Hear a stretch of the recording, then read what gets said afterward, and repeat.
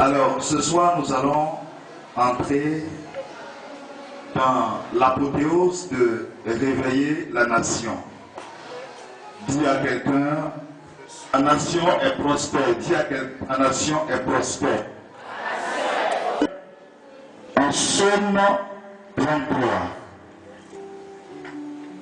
Psaume 33, pour ceux qui ont les Bibles top, ceux qui ont la version Sainte Bible, c'est le Psaume 32. Psaume 33, verset 12. L'Éternel regarde du haut des cieux, il voit tous les fils de l'homme. Du lieu de sa demeure, il observe tous les habitants de la terre. Lui qui forme le cœur à tous, qui est attentif à toutes leurs actions. Ce n'est pas une grande armée qui sauve le roi. Ce n'est pas une grande force qui délivre le héros. Le cheval est impuissant pour assurer le salut, et toute sa vigueur ne donne pas la délivrance. Voici l'œil de l'Éternel est sur ceux qui le craignent, sur ceux qui espèrent en sa bonté, afin d'arracher leur âme à la mort et de les faire vivre au milieu de la famine. Notre âme espère en l'Éternel. Il est notre recours et notre bouclier. Car notre seul cœur met en lui sa joie. Car nous avons confiance en son Saint-Nom. Éternel, que ta grâce soit sur nous, comme nous espérons en toi. Parole du Seigneur. Le verset ne dit pas « Heureuse la nation dont l'Éternel est Dieu ». Mais le verset dit « Heureuse la nation dont l'Éternel est le Dieu ». Frères et sœurs, il y a trois différentes appellations que généralement nous utilisons pour désigner un pays.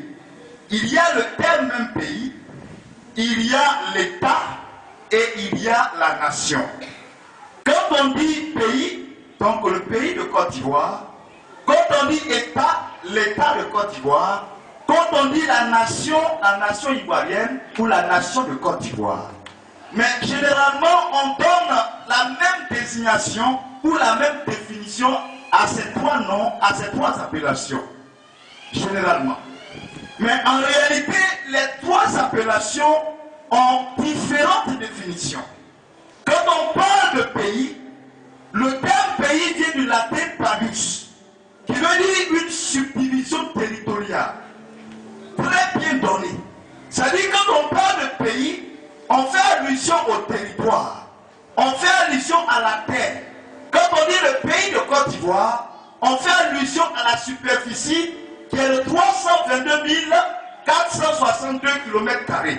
Quand on parle de territoire, on parle du nord de la Côte d'Ivoire, on parle du sud de la Côte d'Ivoire, on parle de l'est et de l'ouest en passant par le centre. Quand on parle de pays, on parle des forêts de la Côte d'Ivoire. Quand on parle de pays, on parle de la savane, on parle de tout ce qui constitue l'espace territorial. Ça, c'est le pays. Et quand on parle, on dit État, l'État fait référence à l'organisation politique. L'organisation juridique du pays. Lorsque un peuple est sur un territoire dans un pays donné, comment le peuple gère sa survie? Comment le peuple est organisé? Et donc l'organisation politique du peuple, qui est aussi manifestée par les lois, les devoirs et les droits, c'est tout ça qui est dirigé en État. Donc quand on dit l'État de Côte d'Ivoire, on parle de l'organisation hiérarchique, l'organisation politique et juridique qui gère le pays de Côte d'Ivoire. Autour de la nation vient d'un terme latin natio, qui veut dire naître. Donc en d'autres mots, quand on parle de nation, on parle d'un certain nombre de personnes qui sont nées dans les mêmes origines, dans le même espace, dans le même lieu. Quand le français parle de nation, le français parle d'un peuple qui a les mêmes origines, un peuple qui vient d'un même espace. Mais en réalité, le terme nation lui-même, quand nous prenons par exemple la sociologie politique, revêt une autre définition, et c'est cette définition qui colle un peu à la définition de la Bible que nous allons emprunter ce soir. Quand on parle de nation, on parle d'union, on parle d'un rassemblement autour d'un certain nombre de valeurs. Quand on dit la nation de Côte d'Ivoire, on est en train de parler de la Côte d'Ivoire rassemblée autour d'un certain idéal commun. Quand on parle de la nation de Côte d'Ivoire, on est en train de parler d'un rassemblement du peuple ivoirien autour d'un certain nombre de coutumes et de valeurs. Quand on parle de la nation de Côte d'Ivoire, on parle de l'unité d'un peuple autour soit d'une personne, autour d'une idéologie, autour d'une manière de penser, d'une manière de se nourrir, d'une manière de parler et d'une manière d'agir. C'est ça la nation. Et donc ce que je vais vous dire maintenant, c'est quoi? C'est que la Côte d'Ivoire, par un peu de langage, on dit que la Côte d'Ivoire est une nation. Alors que selon la définition que je viens de donner, la Côte d'Ivoire est un État, elle est un pays, mais elle n'est pas en réalité une nation. Et même en Afrique, vous allez voir que la plupart des pays africains ne sont pas des nations. Ce sont des États, ce sont des pays, mais pas des nations. En Afrique, on peut citer une nation comme la nation arc-en-ciel, l'Afrique du Sud. Ça, c'est une nation. Pourquoi nation? Nation parce que dans le pays, quand il n'y a pas d'unité, quand il n'y a pas d'union, on ne peut pas parler de nation. Regardez très bien les Européens, à commencer par la France, l'Angleterre. En partant aux États-Unis, vous allez vous rendre compte que ces pays sont à la fois des nations. Pourquoi? Parce qu'il y a l'unité nationale qui est manifestée dans le pays. Quand il y a un drame qui survient dans le pays, toute la nation, tout le pays est mobilisé. Les gens compatissent les uns pour les autres. Parce qu'on se retrouve dans la nation. C'est pourquoi on parle de nation. Mais en Côte d'Ivoire, il y a des accidents. En Côte d'Ivoire, il y a des morts. En Côte d'Ivoire, il y a des choses qui arrivent, mais il n'y a pas de solidarité. Parce qu'il y a une division, parce que chacun se retrouve d'un point politique, d'un point ethnique, et là, il n'y a pas de nation. Et la Bible dit, heureuse la nation dont l'Éternel est le Dieu. La Bible n'a pas dit, heureux le pays dont l'Éternel est le Dieu. La Bible n'a pas dit, heureux quoi? Heureux l'État ou le territoire dont l'Éternel est le Dieu. Mais la Bible dit, heureuse la nation. Ça veut dire que pour entrer dans le thème, il faille que la Côte d'Ivoire soit une nation. Pour que la faveur de Dieu, la grâce de Dieu, soit sur le pays, la Côte d'Ivoire, il faille que la Côte d'Ivoire devienne une nation. Aussi longtemps que la Côte d'Ivoire ne sera pas une nation, il n'aura pas de prospérité, il n'aura pas d'avancement, il n'aura pas de gloire, il n'aura pas de percée, il n'aura pas d'émergence. Parce que l'émergence et le développement se construisent sur quoi? Sur la base de la nation. Or, la nation, c'est l'unité. La nation, c'est l'union. Remarquez très bien, en France, vous ne verrez jamais un citoyen français prendre des armes et faire une rébellion. Ça n'existe pas aux États-Unis, ça n'existe pas au Japon, ça n'existe pas en Chine, ça n'existe pas en Russie. Cela ne veut pas dire qu'il n'y a pas d'opposition. Il y a l'opposition, mais une opposition raisonnée, une opposition intelligente. Mais regardez en Afrique, tous les pays africains, la plupart, les pays africains noirs, comme la Côte d'Ivoire, comme le Burkina, comme le Libéria, comme le Sénégal, comme la Guinée, on se lève, on prend des armes pour tuer des frères. Au nom de quoi? Au nom de la politique. Au nom de quoi? Au nom du siège présidentiel. Il n'y a pas de nation, il y a des États, il y a des pays, mais il n'y a pas de nation. Alors que Dieu veut collaborer avec des nations. Dieu veut collaborer avec les nations. Dieu a collaboré avec Israël parce qu'Israël était une nation. Ils ont appris à être ensemble. Ils ont appris à se comprendre les uns pour les autres. Il n'y a pas d'unité nationale en Côte d'Ivoire. Parce que chacun se retrouve du camp de son ethnie, du camp de sa case politique. Regardez très bien lorsque le football se jouait, lorsque la CAN se jouait, il y a des Ivoiriens qui voulaient que la Côte d'Ivoire perde, et il y a des Ivoiriens qui voulaient que la Côte d'Ivoire gagne. Quand un pays commence à penser comme ça, il n'y a pas d'unité, il n'y a pas la faveur de Dieu, parce que c'est la déchirure. Pendant que tout le monde se retrouve derrière le drapeau ivoirien, l'orange plan vert, en train de soutenir une équipe qui représente la nation, qui représente le pays, il y a des gens dans le pays qui prient pour que le pays échoue. Il y a certains qui prient afin qu'il y ait la victoire. Il n'y a pas de nation, il y a seul des États et des pays. Voilà l'un des gros drames de l'Afrique et de la Côte d'Ivoire. C'est par but de langage qu'on parle de nation.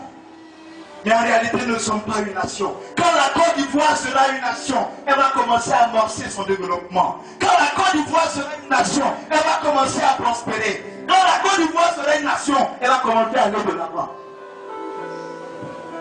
Mais pour l'instant, nous ne sommes pas encore une nation. Mais la Bible dit, heureuse la nation dont l'Éternel est le Dieu. Je vous ai dit que la nation se retrouve autour de quoi? D'un idéal commun, autour d'une certaine valeur. Le peuple d'Israël se retrouvait autour de quoi? Autour de l'Éternel des armées. Le peuple d'Israël se retrouvait autour de qui? De l'Éternel des armées. C'est le Dieu d'Israël qui faisait qu'il y avait une nation, parce qu'il y avait un intérêt commun que le peuple avait, c'était l'Éternel des armées. Ils avaient un Dieu pour père de la nation en commun.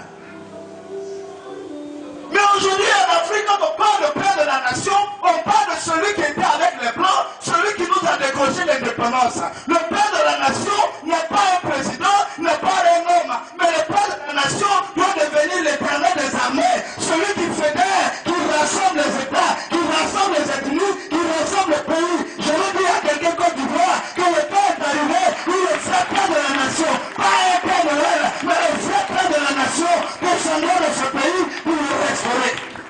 Est-ce que quelqu'un me donne un amen bien fort? Nous avons eu des gens qui ont collaboré, qui ont aidé à bâtir la nation.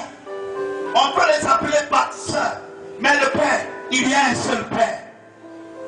Et celui qui est Père, c'est celui qui est au-dessus de nous tous, le Père des cieux, le Dieu créateur du ciel et de la terre, celui qui est dans le ciel, celui qui voit tout ce qui se passe sur la terre, celui qui juge les humains, celui qui a envoyé son Fils mourir par l'amour pour nous. C'est lui notre Père, c'est lui notre Papa, et nous voulons l'acclamer, nous voulons l'adorer ce soir, parce qu'il est le Père de la nation ivoirienne, il est le Père de la Côte d'Ivoire. Avec ce Père, tout est possible. Avec ce Père, l'espoir est fondé. Avec ce Père, la foi est l'aboutissement. Avec ce Père, il y a des miracles. Avec ce Père, nous attendons le développement. Avec ce Père, nous voulons loin. Avec ce Père, la gloire est possible. Avec ce Père, la gloire est possible. Avec ce Père, la gloire est possible. Est-ce que un fils peut acclamer son Père?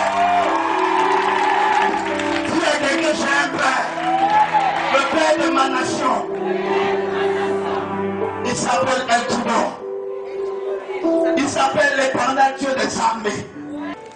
Mais la nation a commencé à venir à partir de là. Quand le peuple a commencé à avoir un idéal commun.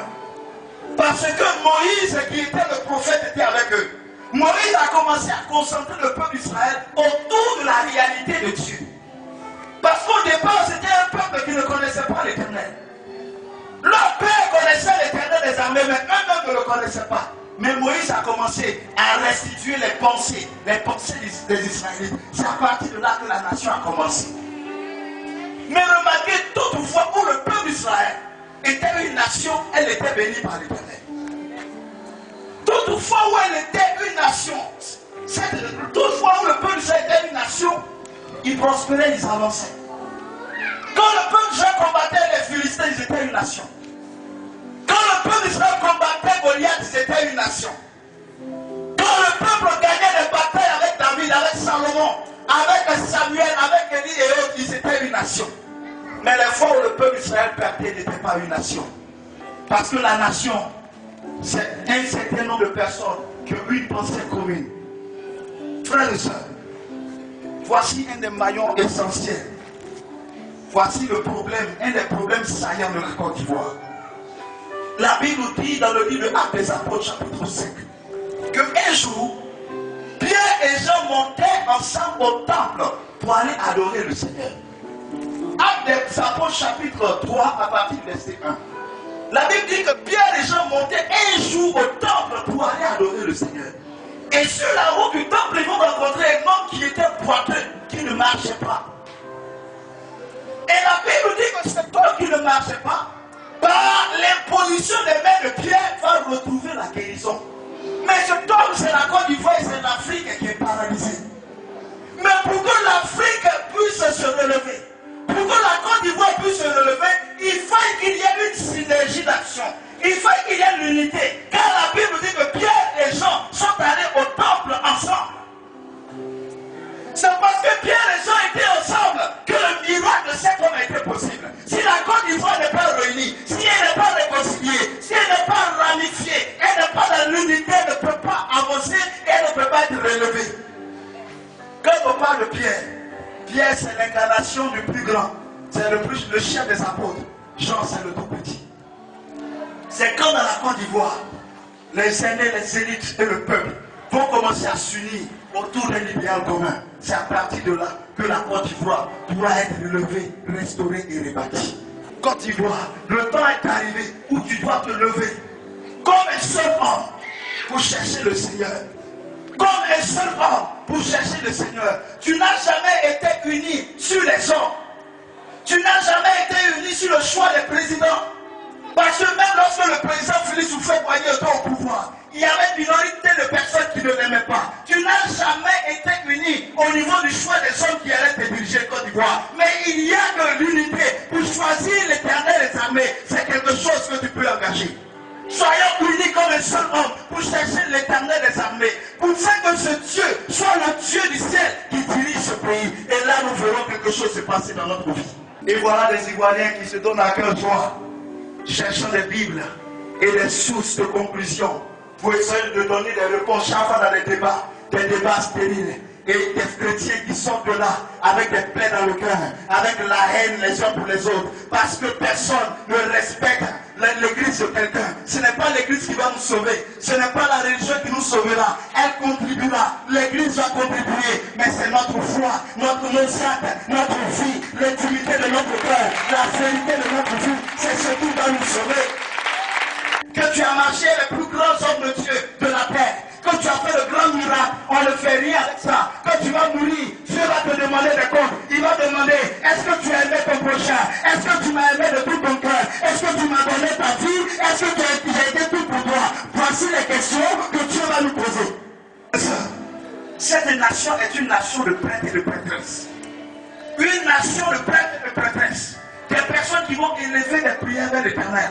Quand on parle de prêtre ou de prêtresse, c'est la première des choses, quelqu'un qui sacrifie. Car le prêtre est un sacrificateur. Quelqu'un qui sacrifie, qui offre des prières à l'Éternel. Quand tu vois, tu as trop dormi. Tu as trop dormi, tu as trop sommeillé dans les choses qui t'ont donné une certaine léthargie, qui ont alourdi ton cœur. L'alcool coule à flot.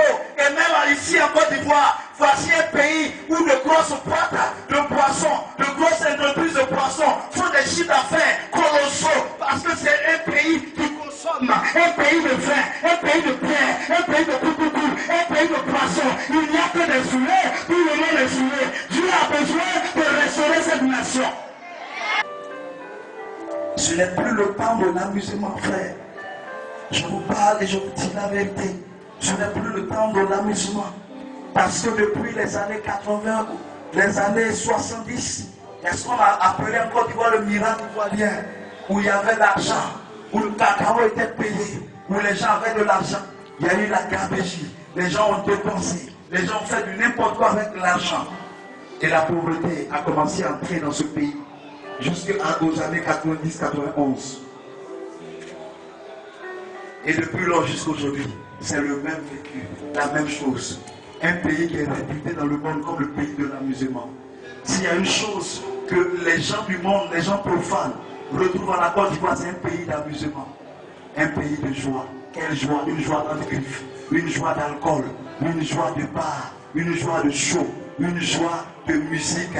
Où aujourd'hui, on donne des scènes ici, on fait des fesses là, des concerts où les gens se mettent nus. Et c'est cette nation que nous avons. Mais Dieu a besoin de la restaurer. Est-ce qu'il peut compter sur toi?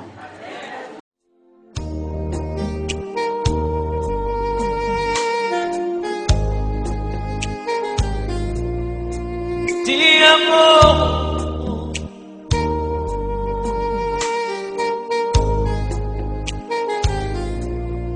Ti amo.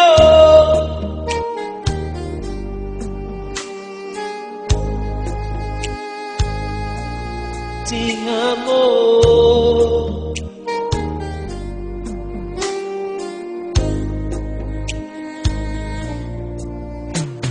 Seigneur, ti amo dans ma vie. Seigneur,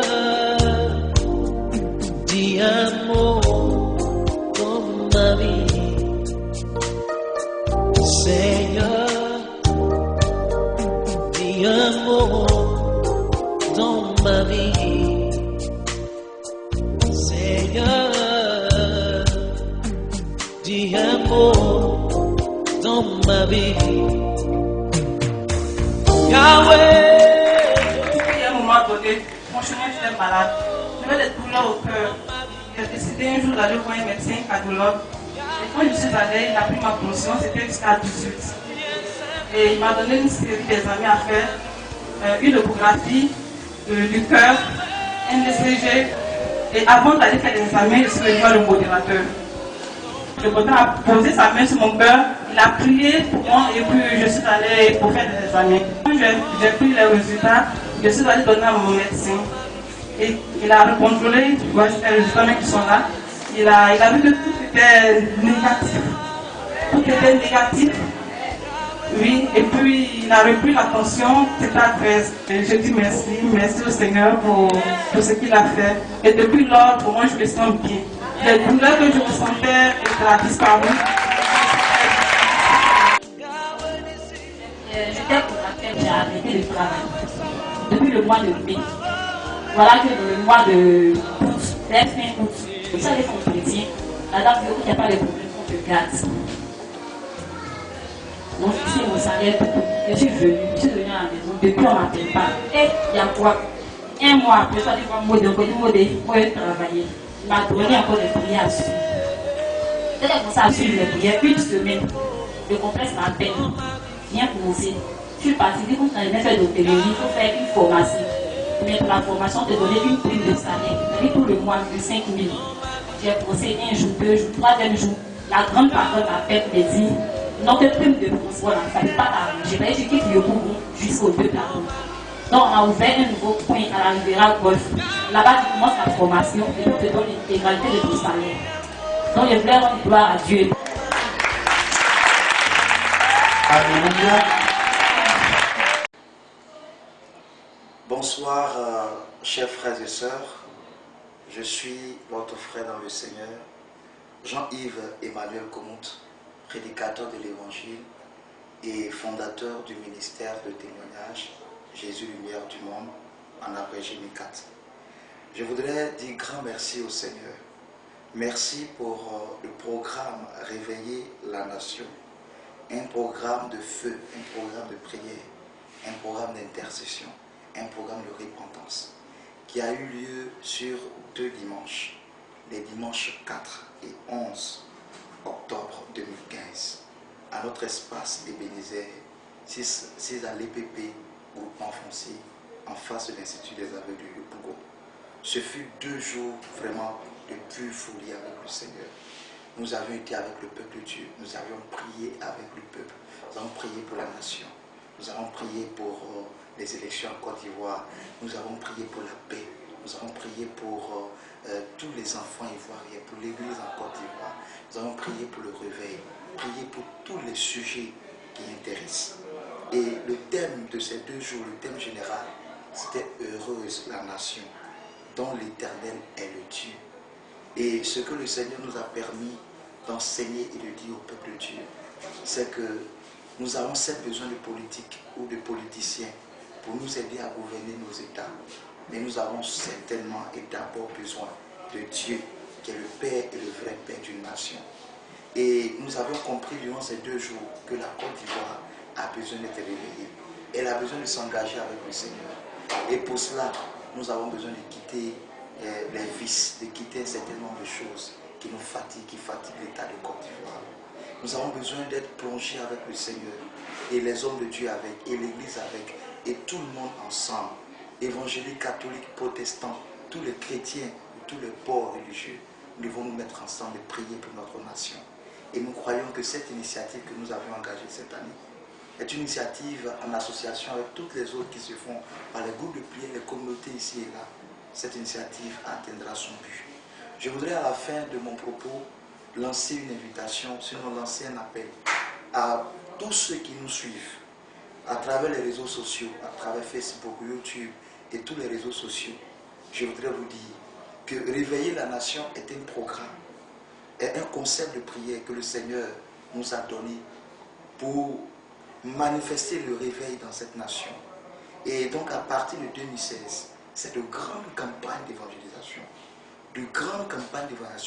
dans toutes les grandes communes d'Abidjan, Yopougon, Koumassi, Makori, Abobo, Angré, ainsi de suite, et aussi toutes les grandes villes de l'intérieur. Nous avons besoin de logistique, nous avons besoin d'appui, nous avons besoin que vous nous accompagniez.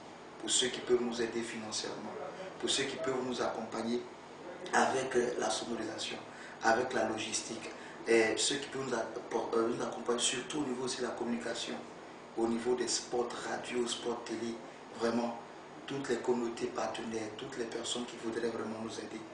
Je lance cet appel en tant que fondateur de cette initiative pour que par la grâce du Seigneur, que ce vent de réveil qui a commencé, que nos pères ont annoncé dans cette nation et que nos frères aussi collègues dans le ministère sont en train d'amorcer, que ce vent de réveil vienne effectivement dans ce pays. Pour nous joindre en Côte d'Ivoire, nous sommes au 07 42 86 38 07 42 86 38 08 06 62 99 08 06 62 99. Notre site internet qui est encore en construction, www.micat-jlm.org www.micat-jlm.org. Nous sommes aussi sur les réseaux sociaux. Sur Facebook, vous avez Ministère catholique du témoignage Jésus, lumière du monde. Et aussi sur YouTube, vous pouvez nous contacter. Sur ce, que Dieu vous bénisse et que la main de Dieu soit sur notre nation, la Côte d'Ivoire. Que tous les Ivoiriens soient ensemble debout et que nous atteignions le cap du réveil dans cette nation. Que Dieu vous bénisse. Merci.